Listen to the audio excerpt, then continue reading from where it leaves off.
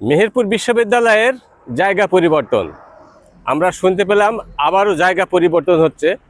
এবার যে জায়গার নাম আমরা শুনছি, মেহেরপুর গাংনী সড়কের পাশে যে খড়ের মাঠ রয়েছে, বিশ্বিক শিল্পনগরী, এর আশেপাশেই মেহেরপুর বিশ্ববিদ্যালয় স্থাপিত হবে এবং এখানে একাডেমিক ভবন নির্মাণ হবে।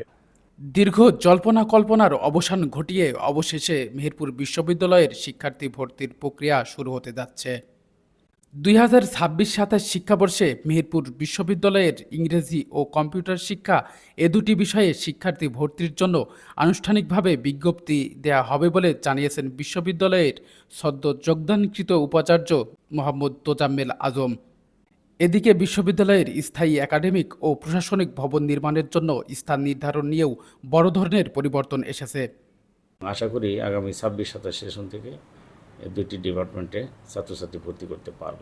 আমরা মেহেরপুর বিশ্ববিদ্যালয়ের স্থায়ী ক্যাম্পাসের জন্য একটি জায়গা অলরেডি আমরা নির্ধারণ করেছি এবং এখানে 100 একর জমি নিয়ে বিশ্ববিদ্যালয় প্রতিষ্ঠিত করবার কাজ এগিয়ে যাচ্ছে। কিছুদিনের মধ্যেই ইউজিসি টিম আসবে। এই টিম আসার পরে এটি কাজের আরও গতি বাড়বে।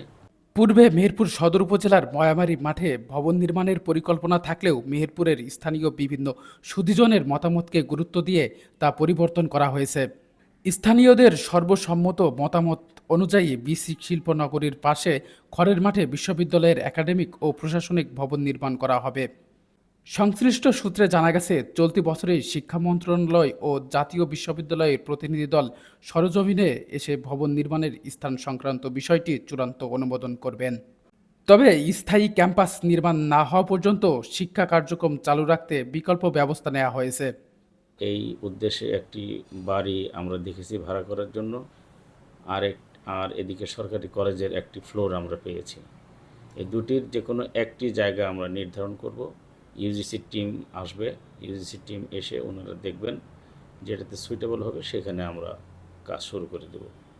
মেহেরপুর সরকারি কলেজের একটি ভবন এবং শহরের একটি বড় বাসা ভাড়া নেওয়া হয়েছে, যেখানে বিশ্ববিদ্যালয়ের প্রাথমিক একাডেমিক ও প্রশাসনিক কার্যক্রম পরিচালিত হবে। জাহিদুল ইসলাম, মানবতার চোখ, মেহেরপুর।